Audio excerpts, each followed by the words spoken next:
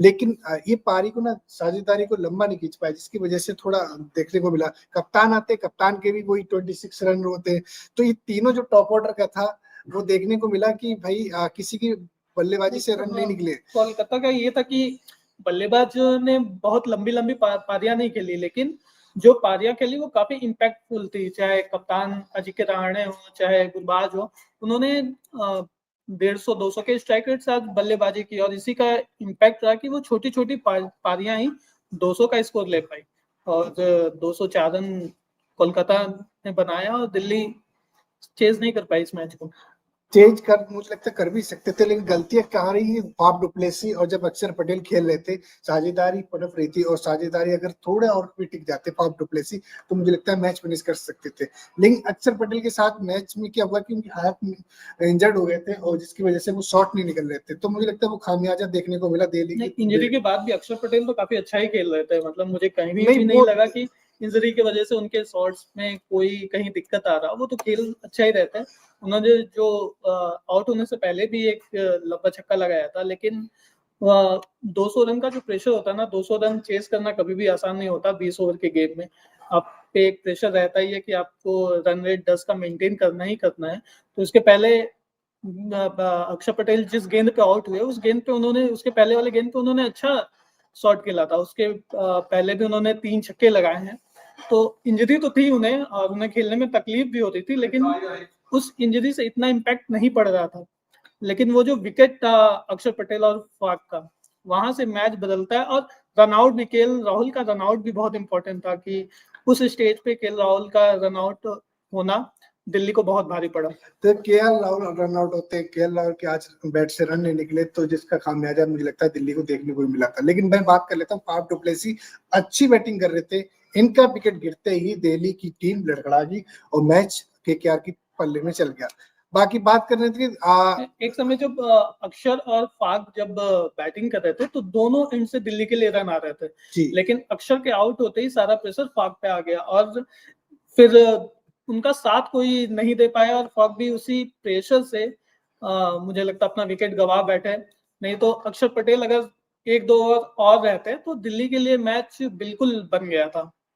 जी मैं बॉलिंग की बात कर लेता हूँ दिल्ली कैपिटल से। भाई मैं जिसकी बात करता हूँ हमेशा की मिचेल स्टार्क 43 रन जरूर दिए, लेकिन उन्होंने 3 विकेट निकाले, और 3 विकेट क्योंकि इकोनॉमी तो देखा जाए तो आप 2 विकेट तो एक ही ओवर में वरुण चक्रवर्ती को मिले थे, वो भी उनकी इकोनॉमी भी अराउंड 10 के रही है, क्योंकि 9.6 की उनकी इकोनॉमी रही है, लेकिन उन्होंने एक ही ओवर में 2 झटके दिए थे।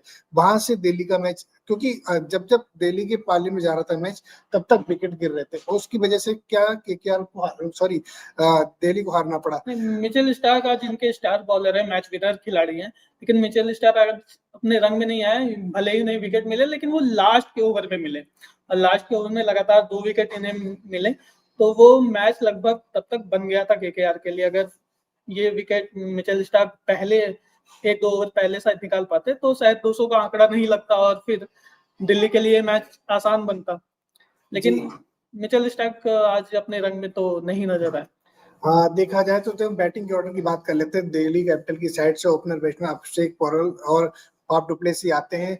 अभिषेक पोरेल का विकेट जल्दी गिर जाता है, 4 रन बना के वो पवेलियन लौट जाते हैं। बाकी फाफ डुप्लेसी की बैट से साझेदारी तो पनप रही थी, लेकिन उनका विकेट सिंगल हैंडेड मैच को फिनिश नहीं कर पाए, क्योंकि करुण नायर के बैट से एक मैच में रन निकले, बाकी 2-3 मैच हो गए जिसमें हमें लगातार फ्लॉप होते नजर आ रहे हैं। करुण नायर एक ही मैच, वो मुंबई के खिलाफ जो उनका पहला मैच था आईपीएल के सीजन में, वो ही अच्छा खेल पाए। इसके बाद एक मैच में वो रन आउट होते हैं, फिर दूसरे मैच में रन नहीं बनते। तो करुण नायर लगातार अच्छा तो नहीं खेल रहे एक पहले मैच के बाद। तो दिल्ली का एक के लिए शुरुआत में जो झटके लगे अभिषेक पोरेल और करुण नायर, उसके बाद केएल राहुल का जो रन आउट था, दिल्ली को उम्मीद थी कहीं ना कहीं केएल राहुल और फाफ डुप्लेसिस में एक साझेदारी पनपेगी। और केएल राहुल ऐसे खिलाड़ी है ना, वो मैच विनर खिलाड़ी है, कि वो टिक के अंत तक आपको जिताते। आप आरसीबी के खिलाफ उनकी पारी को देखे ही होंगे कि वो अकेले दम पे उस मैच को अंत तक टिके रहते हैं और जिता के ले जाते हैं। तो केएल राहुल ऐसे खिलाड़ी हैं जो दिल्ली के मैच विनर है, लेकिन आज उनका जो रन आउट होना दिल्ली को बहुत भारी पड़ा। देखो मुझे निकल गया उसके हाथ से। मुझे लगता है एक कमी और है कि दिल्ली कैपिटल मैच जीत सकती थी, लेकिन एक कमी रह गई थी उनका एक बैट्समैन ना चलना, जो इम्पैक्ट प्लेयर के तौर पे आए थे आशुतोष शर्मा। आशुतोष शर्मा जब सिर्फ शॉट खेल रहे थे तो सुनील नारायण ने कैच पकड़ा, तो वहां पर मुझे लग रहा है कि एक उम्मीद थी कि दिल्ली अभी भी मैच को फिनिश कर सकती, लेकिन उनका विकेट जाते ही दिल्ली मतलब सरेंडर कर चुकी थी कि आप नहीं बच सकते। आशुतोष शर्मा मुझे लगता कि जब तक आए तब तक मैच दिल्ली के हाथ से काफी निकल गया था। आशुतोष शर्मा थोड़े नहीं थोड़ा लेट है। विपराज जब जिस तरह की बैटिंग कर रहे थे उस लग रहा था कि दिल्ली अभी भी जीत सकती है। हालांकि जो गलती हुई थी लास्ट ओवर का जो ड्रामा था, लास्ट ओवर से सॉरी 19.5 जब बॉल थी तो लास्ट में चांस मिला था कि आप आशुतोष शर्मा की जो बात हो रही है ना, हम कहीं ना कहीं हम उस मैच से उम्मीद करते हैं जो आशुतोष शर्मा ने वाईजैक में खेली थी और जिता के ले गए थे, वो मैच भी लगभग इसी स्टेज पे था। तो हर दिन वो ऐसा कमाल तो नहीं होता, लेकिन आशुतोष शर्मा जब तक आए थे तब तक मुझे लगता था कि केकेआर इस मैच में काफी हावी हो गई थी और रन रेट भी काफी बढ़ गया था। तो आशुतोष स्टेज पे अगर कोई भी बल्लेबाज रहता तो वो उस पे यही होता है ना कि 200 रन आपको चेस करना, तो प्रेशर तो आप पे पहले ही बिल्डअप हो चुका है, तो आप बड़े शॉट खेलने जाओगे और उसमें गलतियां करोगे ही करोगे। वही गलती आशुतोष से भी हुई और वो कैच थमा बैठे।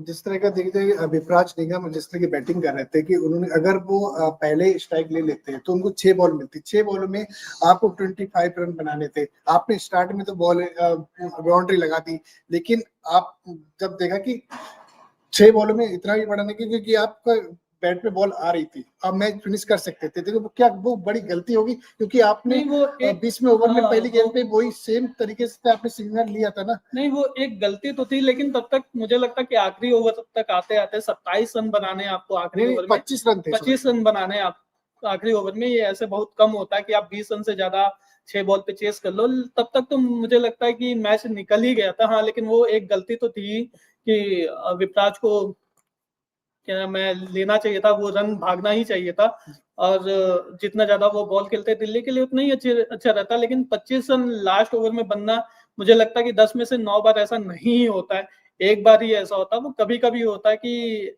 25 रन, जैसे रिंकू सिंह ने 5 छक्के लगा दिए थे आखिरी ओवर में, वो 2 साल हो गए उस बात को, लेकिन ऐसा फिर से तो रिंकू सिंह कारनामा नहीं करता है। तो ये बहुत कम ही होता है कि 25 रन लास्ट के ओवर में बन जाए। मैं दोबारा रिपीट करना चाहूंगा कि जो गलतियां हुई हैं, हालांकि भले मैच आपके हाथ से निकल चुका था, लेकिन एंड टाइम पे यही पेशेंस, यही एक्सपीरियंस होता है ना कि आपको क्या स्टेज पे क्या डिसीजन लेना है। तो ये सीनियर प्लेयर की साइड से दिखता है। बाकी अब देखा जाए कि यंग प्लेयर, तो ये चीज अगर स्ट्राइक ले लेते, क्या पता कि आपको लगातार 306, क्योंकि आप ऐसे मैचेस देखे गए कि करण शर्मा जैसे प्लेयर जो बॉलर हैं लगातार मिचेल स्टार्क की बॉल पे 3 छक्के मारते थे। दिल्ली के लिए तो यही अच्छा होता कि विपराज जितना गेंद खेलते, जितने गेंद स्ट्राइक पे रहते, दिल्ली के जीतने के चांस उतने ही बढ़ते। लेकिन वो एक रन था, वो भागना ही चाहिए था। अगर आउट भी हो जाते तो कोई फर्क नहीं पड़ता, विपराज को स्ट्राइक मिल ही जाता।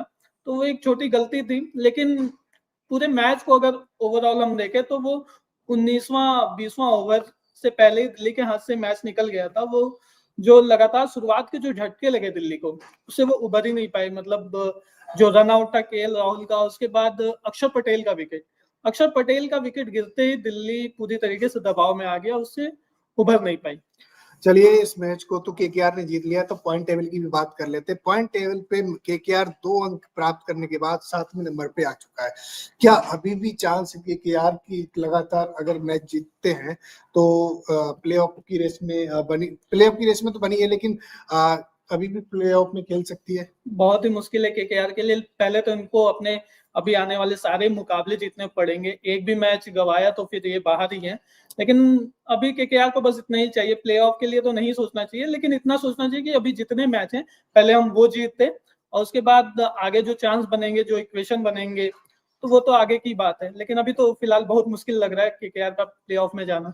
मुझे लगता है इस साल सीजन 17 की तरह नहीं होगा कि आपका ऐसा इक्वेशन बनेगी कि इसका हारने के बाद लगातार कोई सी भी टीम लगातार मैच, क्योंकि वो सामने से दिख नहीं रहा है। वो कारनामा हालांकि क्रिकेट है, कुछ भी पॉसिबल है, लेकिन इसमें इस सीजन मुझे नहीं लग रहा, क्योंकि चेन्नई लगातार अभी भी बनी हुई है, लेकिन वो लगातार मैचेस नहीं जीत सकती, तो वो बाहर है।